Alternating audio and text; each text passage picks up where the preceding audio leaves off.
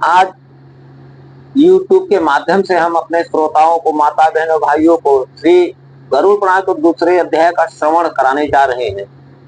बोलो श्री हरि नारायण विष्णु भगवान की जय।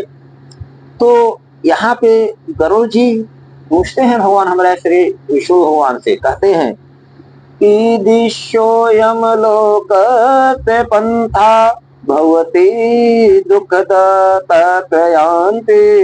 यथा पापातन्तन्मे कथं केशव।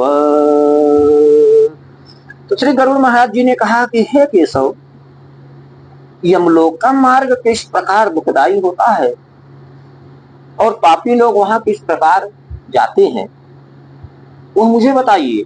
तो गरुड़ महाराज के पूछने पर हमारे भगवान श्री विष्णु भगवान जी, भगवान श्री कृष्ण श्री विष्णु भगवान कहते हैं कि हे गरुड़, यम मार्गम दुख प्रदम ते कथायाम्यहम मम भक्तो अपि तच्छ्रुत्वा त्वं भविष्यसि कंपितः। श्री भगवान बोले, हे गरुड़, महान दुख प्रदान करने वाले यम मार्ग के विषय में सुनो। मैं तुमसे कहता हूँ, मेरा भक्त होने पर भी तुम उसे सुनकर कांप उठोगे, क्योंकि वो बहुत भयानक होता है। यम मार्ग में वृक्ष की छाया नहीं होती, वहां ना जल होता है, ना दुकानें होती हैं जहां प्राणी विश्राम कर सके, तनिक अपने शरीर को सुख दे सके।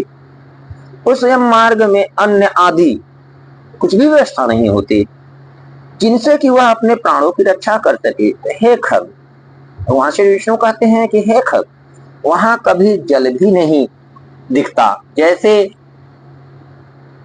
जिसे अत्यंत घातुर वह जीव पी सके।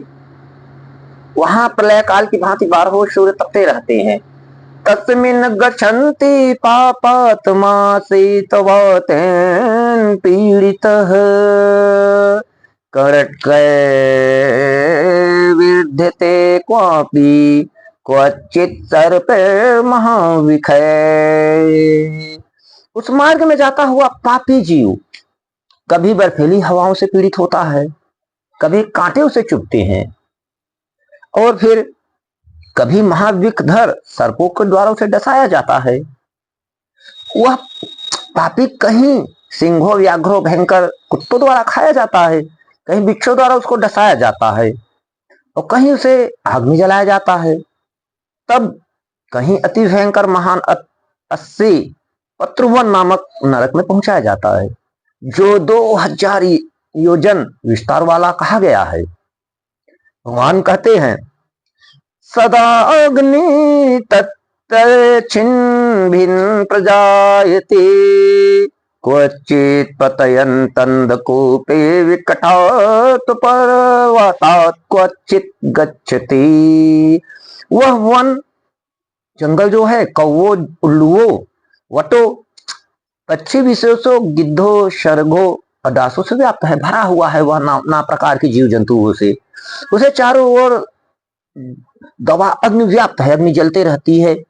80 पत्रवन के पत्तों वह जीव उस वन में छिन्न भिन्न हो जाता है, क्योंकि वहां धारदार तलवार जैसे पत्ते रहते हैं। वहां जो आत्मा जाता है उसे काटते रहते हो, वन में छोड़ देते हो, पत्ते उनके शरीर को अंग भंग कर देते हैं। फिर कहीं अंधे कुएं में गिरता है, तो कहीं विकट पर्वत से गिरता है, तो कहीं छुरे की धार पर चलना पड़ता है, तो कहीं कीलों के ऊपर चलता है वह जीव, कहीं घने अंधकार में गिरता है, तो कहीं उग्र भय उत्पन्न करने वाले जल में गिरता है, तो कहीं जोक से उसे भरे कीचड़ों में गिराया जाता है, तो कहीं जलते हुए कीचड़ में गिरता है। सप्तवालुक क्रिकड़े ध्याताम्पये क्वचित् क्वचित् रागरासो च महाधूमाकुले क्वचित्। तो कहीं तपी हुई बालूका से व्याप्त और कहीं धधकते हुए ताम्रमय मार्ग, तपते हुए रास्ते पर कहीं अंगारों की राशि या कहीं अत्यधिक धुएं से भरे हुए मार्गों से चलना ही पड़ता है मजबूर होकर। कहीं अंगार आग की वृष्टि होती है, वर्षा आगों की, कहीं बिजली गिरने के साथ पत्थरों की वर्षा होती है, कहीं रक्त की बारिश होती है, कहीं शस्त्रों की वर्षा होती है, कहीं गर्म जल की वृष्टि होती है। इसे नाना प्रकार से पीड़ित किया जाता है। कहीं खारे कीचड़ की वृष्टि वर्षा होती है। मार्ग में कहीं गहरी खाई, कहीं पर्वत शिखरों पर चढ़ाई है और कहीं कंदराओं में प्रवेश करना पड़ता है, गुफाओं में। गड्ढान का त्रास्ती दुखारोह शिला क्वचित, मार्ग मध्य वह तिग्रा घोरा वह तरणी नदी। वह मार्ग में कहीं घना अंधकार है घोर, तो कहीं दुख से चढ़ी जाने वाली शिलाएं हैं, बहुत दुखदायी होती हैं चढ़ाई में। तो कहीं मेवाद रक्त तथा कहीं विष्ठा के भरे हुए तालाब है जिसमें से गिराया जाता है। यम मार्ग के बीचों बीच अत्यंत उग्र घोर वैतरणी नदी बहती रहती है। तो भाइयों वह देखने में बहुत दुखदाई तो है ही, क्या आश्चर्य, उसकी वार्ता ही श्रवण ही भय पैदा करती है मन में। तो 100 योजन चौड़ी वो यह मार्ग है, उसमें पीप मेवात और शोणित रक्त बहते रहते हैं। हड्डियों के समूह से तट बने हैं उसके, जो सीढ़ियां होती है यहाँ पे हम ईटा सीमेंट गारा से बनवाते हैं और वहां हड्डियों की सीढ़ियां तट है। अतः तो उसके तट पर हड्डियों का ढेर लगा रहता है। जैसे वन में जाते समय हमारे श्री राम जी को मिले थे हड्डियों के ढेर, जो राक्षस खा के छोड़ दिए थे, उसी प्रकार मांस से रक्त से कीचड़ वाली वह नदी दुख से पार की जाने वाली बहुत दुखदायी होती है। भाइयों, अगाधा दुस्तरा पापय है केस सेवाल दुर्गमा महाग्रासम किरणा घोर पक्षी सते वृता आगतम पापिनम दुष्टवा ज्वाला धूम समाकुला कत्ते सा नदी ताच्छर्य कटाहंत गितम यथा।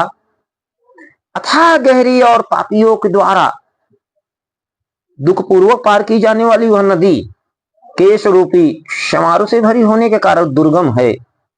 वह विशाल काय ग्राहों घड़ियालों मंगरों से व्याप्त है, सैकड़ों प्रकार के घोर पक्षियों से आवृत है। भाइयों, हे गरुड़, भगवान श्री विष्णु कहते हैं कि हे गरुड़, वहां आए हुए पापों को देखकर वह नदी पापी आत्माओं को देखकर धूम से धुएं से भरकर कराही में रखे घृत की भांति खोलने लगती है भयंकर।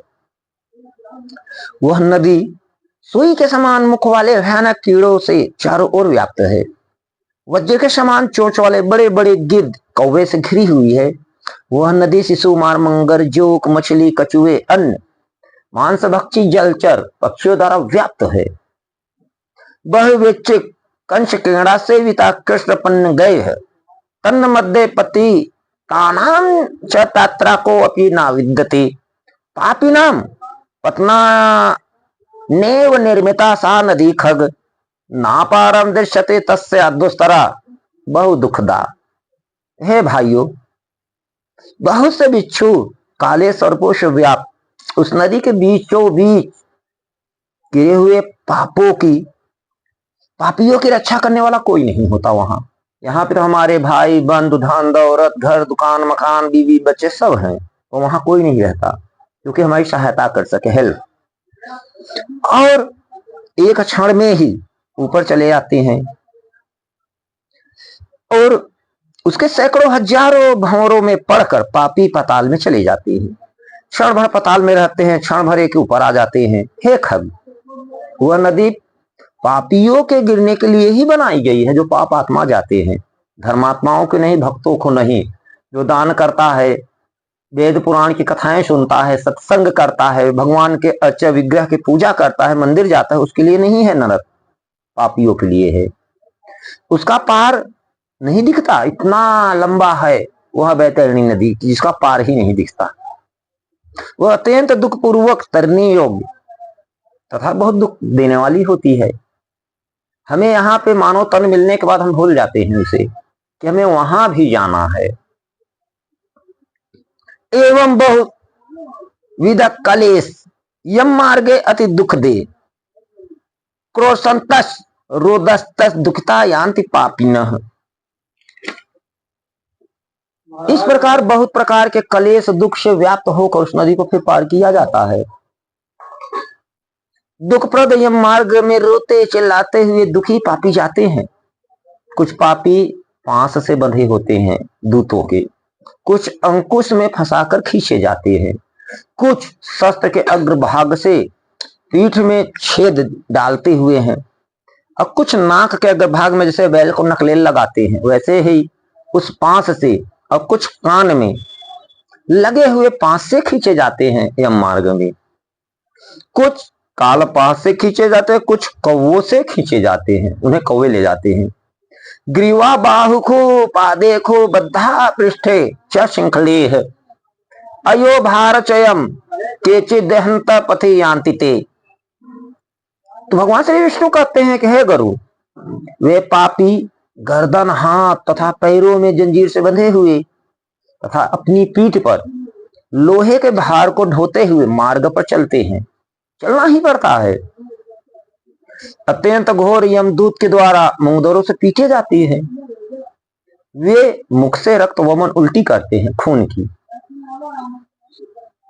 तथा वमन किए हुए रक्त को पुनः पीते जाते हैं, क्योंकि प्यास वहां इतनी लगती है, जल की व्यवस्था नहीं होती, अपना ही वमन उल्टी किया हुआ फिर पीना पड़ता है।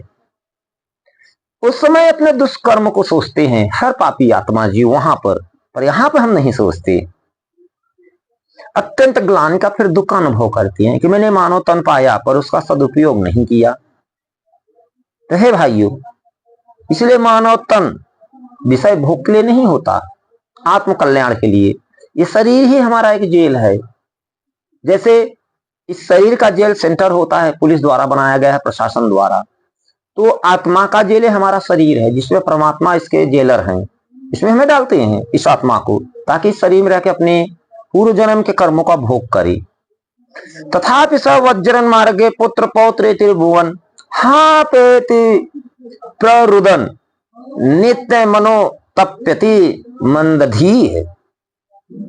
इस प्रकार यह मार्ग में चलना ही पड़ता है, और यह मार्ग में जाता हुआ वह मंद बुद्धि प्राणी फिर याद करता है, हाँ पुत्र, इस प्रकार पुत्र पौत्र को पुकारते हुए हाय हाय जिस प्रकार विलाप करते हुए हर पापी जीव को पश्चाताप की ज्वाला से जलता रहता है कि मैंने मानव तन में कुछ अच्छे कर्म नहीं किए, न दान किए, न दक्षिणा किए, न यज्ञ किए, न तप किए, न पूजा किए। यह विचार करता है कि महान पुण्य के संबंध से मनुष्य जन्म प्राप्त होता है। ये मानव तन हमें पूर्व जन्म के महान पुण्य के फलस्वरूप मिला है, माता पिता से या किसी के नहीं, हमारे कर्मों का फल है ये मानव शरीर। उसे प्राप्त कर भी मैंने धर्म का आचरण नहीं किया। यह मैंने क्या किया? मैंने दान नहीं दिया, अग्नि में हवन नहीं किया, तपस्या नहीं की, देवताओं की श्रद्धा से पूजा नहीं किया, विधि विधान से तीर्थों का सेवन नहीं किया, तीर्थ यात्रा नहीं किए हम। हे जीव, यमदूत कहते हैं कि हे जीव, जो तुमने किया है उसी का फल भोगो, यहाँ पछताने से क्या फायदा। जब मौका मिला था तो उस मौके को हमने उसका फायदा नहीं दिया सत्कर्म करके। ना पूजिता विप्रगणा सुरापगाना चान श्रिता सतपुरुषा न सेविता परोपकारो ना कृतम कदा चंदेहीन कच्चे निस्तर यत्त्वया कृतम जलाशय नेव कृतो ही निर्जले मनुष्य हेतोह पशु पक्षी हेतवे। भगवान कहते हैं गुरु से, वहां यमदूत कहते हैं कि हे दीहिन, तुमने ब्राह्मणों की कभी पूजा नहीं की, देव नदी गंगा का सहारा नहीं लिया, सत्पुरुषों का कभी सम्मान सेवा नहीं किया, कभी भी दूसरों का उपकार नहीं किया, सिर्फ अपना ही उपकार किया। इस शरीर का जो नष्ट होने वाला है, इसकी तीन ही गति होती है दोस्तों, भाई बंधुओं माता बहनों। इस शरीर को या तो जला दिया जाता है, या तो फेंक दिया जाता है, या तो गाड़ दिया जाता है। उसी प्रकार हमारे धन की भी तीन गति बतलाई गई है शास्त्र ने, भगवान सुखदेव ने बताया है श्रीमद् भागवत में, कि अगर धन का उत्तम गति है दान, मध्यम गति है भोग, अधम गति है उसका नाश। हम ना अपने धन को सत्कर्म में लगाएंगे, दान दक्षिणा नहीं करेंगे, मंदिर बावली नहीं बनवाएंगे, ठीक है, कम से कम उस धन पे उत्तम अपने आत्मा को तृप्त तो करो, भोग तो कर लो, सुंदर उचित भोग, अनुचित नहीं। अगर वो भी ना किए, कंजूसी कृपण किए, जैसे कुबेर के यक्ष धन की रखवाली करते हैं, वैसे हम अगर यक्ष बने रहे तो उस धन का नाश हो जाएगा, हमारे किसी काम नहीं आएगा। तो जीव वहां याचना करता है, रोता है, पछताता है कि मैंने दान नहीं किया, अग्नि में हवन नहीं किया, तपस्या नहीं की। तो हे जीव, जो तुमने किया है उसी का फल भोगो। ना पूजिता विप्रगणा सुरपगा, ना चास्त्रिता सतपुरुषा, ना सेविता परोपकारो ना कृतम कदाचन देहि, क्वचिन निस्तर स्वया कृतम। हे देहि, तुमने ब्राह्मणों की पूजा नहीं की, कोई अच्छे कर्म नहीं किए, पशु पक्षियों के लिए जलहीन प्रदेश में जहां जल की व्यवस्था ना रही हो, पशु पक्षी के लिए जलाशय का तुमने निर्माण ही नहीं किया, गौवों और ब्राह्मणों की आजीविका के लिए थोड़ा सा भी प्रयास दूसरों के लिए नहीं किया। इसलिए हे देही, तुमने जो किया है उसी को अपना निर्वाह जाके करो। अब आके यहाँ पे ना नित्य दानम, ना गवा हिनकम कृतम, ना वेद सात अर्थवच प्रमाणितम, तो तम पुराणम ना चा पूजतो ग्यो देहि, क्वचिन निस्तर यत्या कृतम। तुमने नित्य दान नहीं किया, ना गौवों के दैनिक भरण पोषण की व्यवस्था की है, ना वेद और शास्त्रों के वचनों को प्रमाण ही माना सकते, पुराण को कथा भी नहीं सुनी, विद्वानों की गुरुजनों की पूजा भी नहीं की। इसलिए हे देही, जो तुमने किया है उन्हें दुष्कर्म के फलों को भोगो।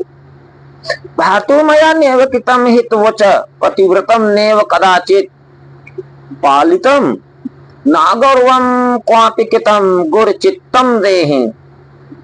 तुम नारी स्त्री को, नारी जीव भी पश्चाताप करते हुए कहता है, स्त्री वहां, कि मैंने पति की हितकर आज्ञा का पालन नहीं किया, पतिव्रत धर्म का भी पालन नहीं किया, और गुरुजनों की गौरव चित्त से सम्मान भी नहीं किया। इसलिए हे देही, जो तुमने किया उसी का फल भोगो। धर्म के वृद्धि से एकमात्र पति की सेवा ही नहीं की, और पति की मृत्यु हो जाने पर वहीन प्रवेश, अग्नि में प्रवेश करके उनका अनुगमन नहीं किया, वैधव विधवापन प्राप्त करके त्याग में जीवन व्यतीत नहीं किया। इसलिए हे देही, जैसा किया उसका फल भोगो।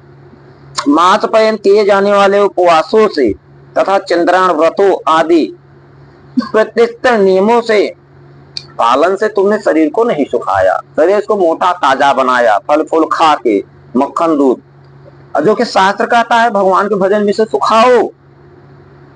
पूर्व जन्म में किए हुए दुष्कर्म से बहुत प्रकार के दुखों को प्राप्त करने के लिए नारी शरीर प्राप्त किया था। एवं विलप बहुशो स्मरण पूर्व देहिकम, इस तरह बहुत प्रकार से विलाप करके पूर्व देह का जो नष्ट होता है, उस देह को याद करके वो आत्मा, मेरा मानव जन्म शरीर कहाँ चला गया, जिस शरीर में मैं रहता था, अहंकार करता था, दुकान मकान पत्नी घर बीवी बच्चों को अपना बना के पालता था, वो मेरा देह कहाँ गया। इस प्रकार वो विलाप करता है। इस तरह बहुत प्रकार से विलाप करके पूर्व देह का स्मरण करते हुए मेरा मानव जन्म शरीर कहाँ चला गया, इस प्रकार चिल्लाता हुआ वह यम मार्ग में चलता है। हे ताक्षर, इस प्रकार 17 दिन तक अकेले वायु वेग से, हवा की गति से चलते हुए 98वें दिन वह प्रेत शर्मपुरी में जाता है। उस रमणीय श्रेष्ठ सौम्यपुरी में प्रेतों का महान गण रहते हैं सेवक। वहां पुष्प भद्रा नदी और अत्यंत प्रिय दिखने वाला वट वृक्ष है। पूरे तत्र सविश्रामम प्राप्ते यम किंकरे पुत्रादिकम सौख्यम स्मृते तत्र दुखितः, धनानि भित् पौत्राणि सर्व शोचति वे यदा, तदा प्रेतास्तु तत्रत्या। उस पूर्व में यमदूत के द्वारा उसे विश्राम कराया जाता है, थोड़ी देर के लिए आराम। वहां दुखी होकर वह फिर स्त्री पुत्रों के द्वारा प्राप्त सुखों को स्मरण याद करता है, जो यहाँ पे हम करते हैं। वह अपने धन भेद पौत्र आदि के विषय में अब सोचने लगता है। जीव, तो वहां रहने वाले यम के किंकड़ सेवक उसे इस प्रकार कहते हैं, तेरा धन कहाँ है, तेरे पुत्र कहाँ गए, तेरी पत्नी कहाँ है, और सब मित्र कहाँ गए जिसपे तू अहंकार करता था, तेरे भाई बंधु कहाँ है जिसपे तुम अभिमान करता था। हे मूढ़ जीव, अपने कर्मोपराजित फल को ही भोगता है, इसलिए तू दीर्घ काल तक इसी मार्ग पर चलो।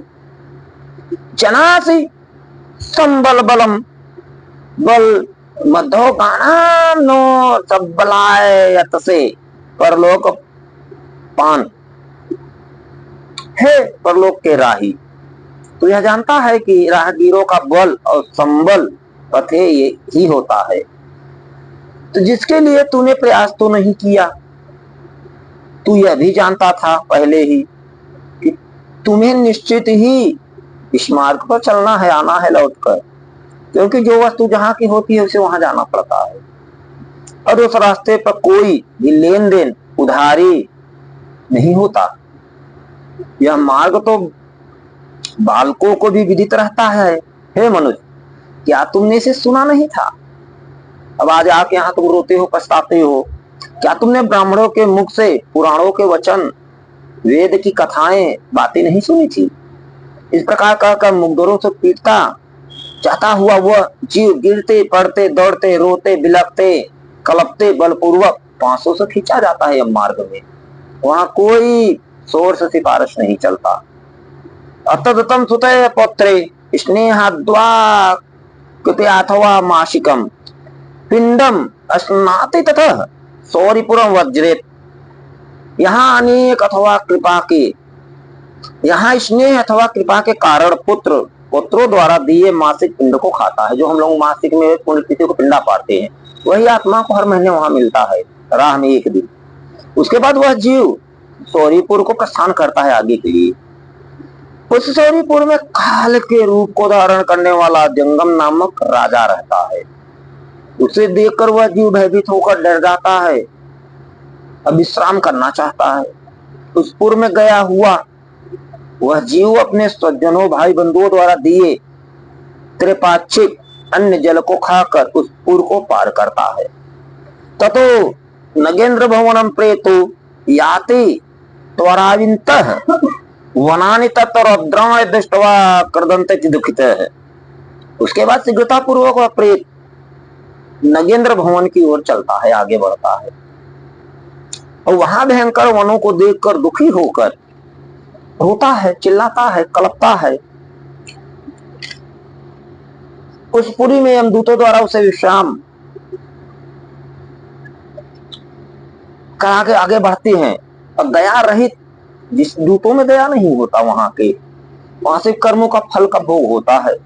उन दूतों द्वारा खींचे जाने पर बार बार रोता है, और 2 मास के अंत में वह दुखी होकर वहां जाता है। तो अपने भाई बंधुओं द्वारा दिए गए पिंड जल वस्त्र का उपभोग करके यम किंकरों के द्वारा पांस से बार बार खींच कर पुनः आगे ले जाया जाता है। मासे तिथे संप्राप्ते प्राप्त गंधर्वपत्नम। तीसरे मास में वह गंधर्व नगर को प्राप्त होता है, और वह त्रैमासिक पिंड खाकर तीसरे महीने का आगे चलता है। चौथे मास में वह शैलागमपुरी पहुंचता है, और वहां प्रेत के ऊपर बहुत अधिक पत्थरों की वर्षा होती है। वहां चौथे मासिक पिंडों को खाकर वह कुछ सुखी होता है थोड़ा। उसके बाद 5वें महीने में वह प्रेत क्रोचपुर पहुंचता है। हस्तदत्तम तदा भूगंते प्रेत क्रोचपुरे स्थित पिंडम भुक्त्वा क्रोड़पुरं वज्रेत। प्रयाति चित्रभवन विचित्रो नाम पार्थिव।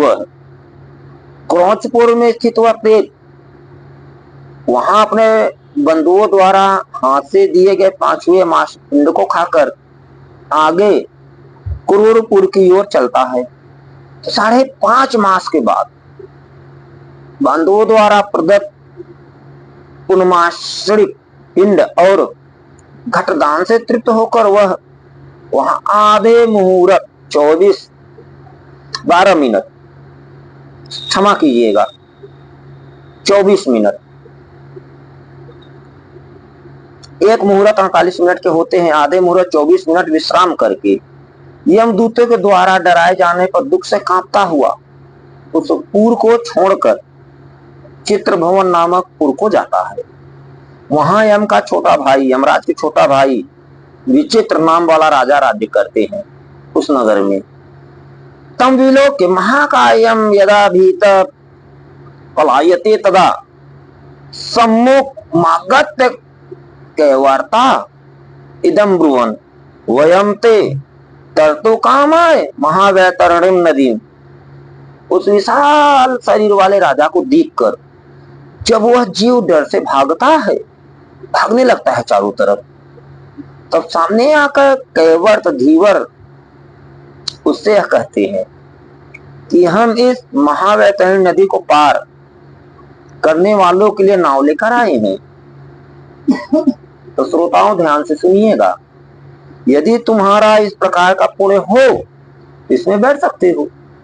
अगर हम यहाँ पे अच्छा कर्म किए हैं तो नाव हमारे लिए ही है, अन्यथा तत्वदर्शी मुनियों ने दान को ही वितरण देना या बांटना कहा है दान को।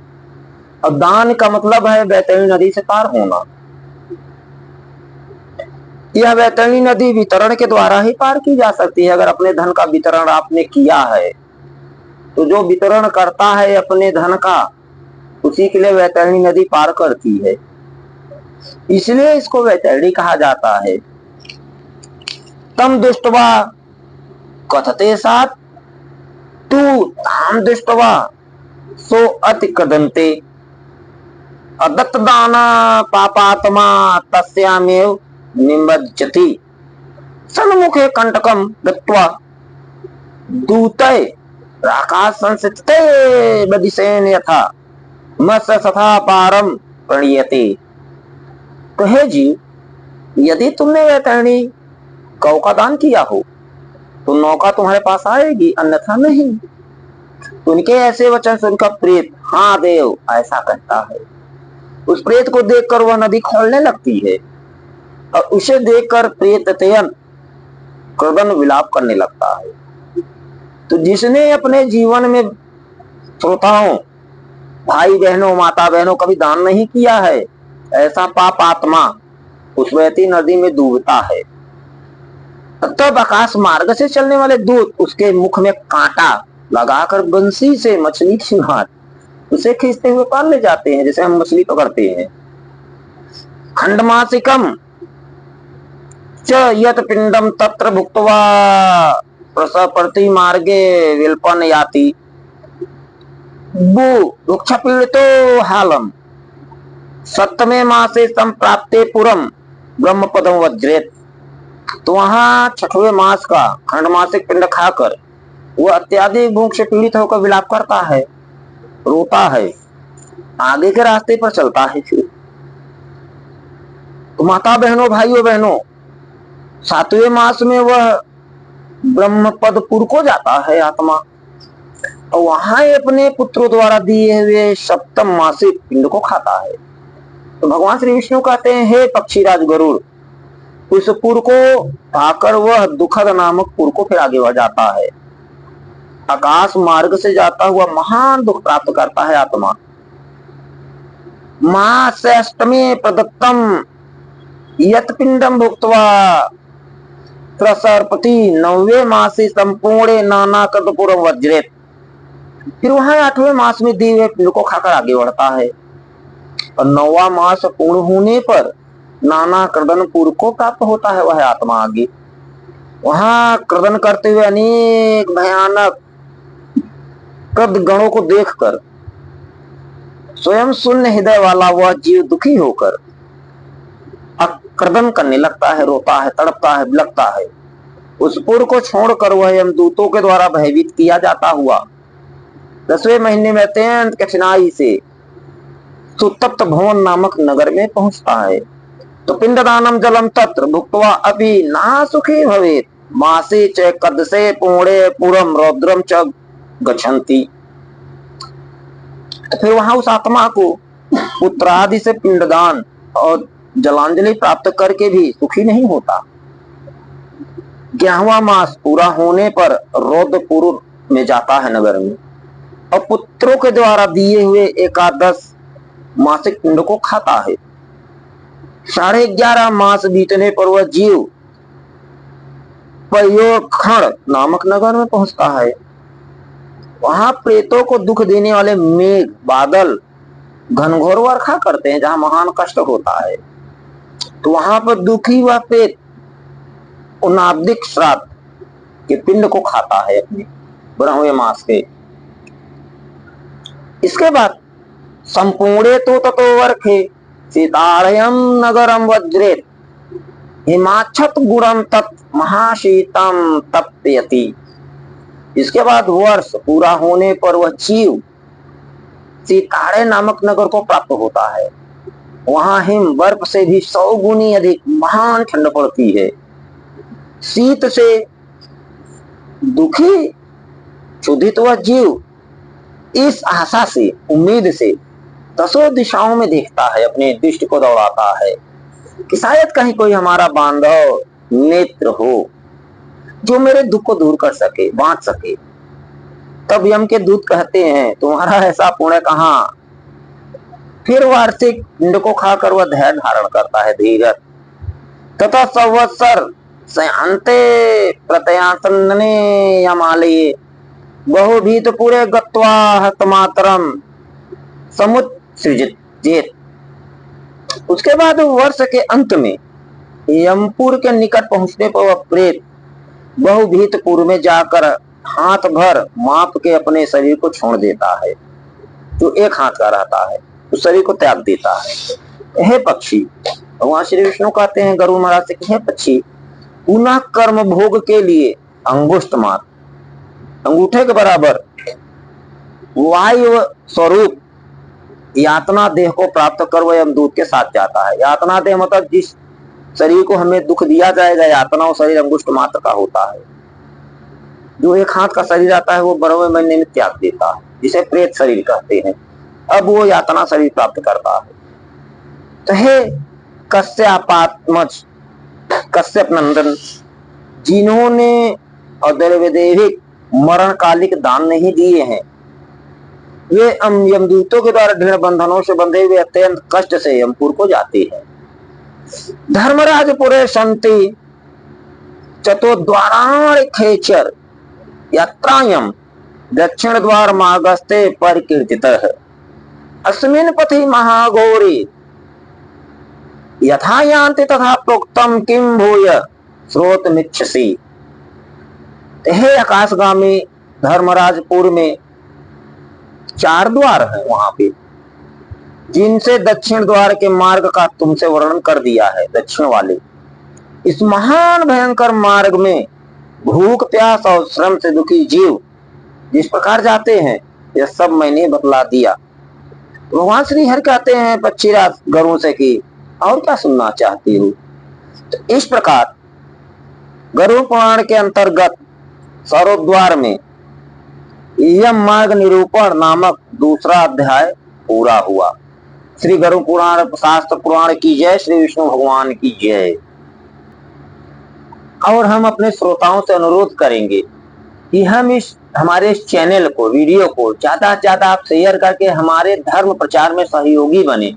हम चाहते हैं कि अपने माता बहनों, भाई बेटाओं, धर्म श्रोताओं को जितने ज्यादा से ज्यादा अपने धर्म के बारे में हम जानकारी दे सके, उसे हम देते रहेंगे। इसमें आप हमारा सहायता सपोर्ट करें और इस चैनल को ज्यादा से ज्यादा देखें और शेयर करें और इसको सब्सक्राइब करें और हमारे चैनल से आप जुड़े रहें और हम आपका आशीर्वाद हमें मिलता रहे, ताकि हम आपके और आगे से आगे जानकारी शेयर करते रहें। धर्म की बातें आपको आगे सारे बढ़ाते रहें हम। जय श्री राम।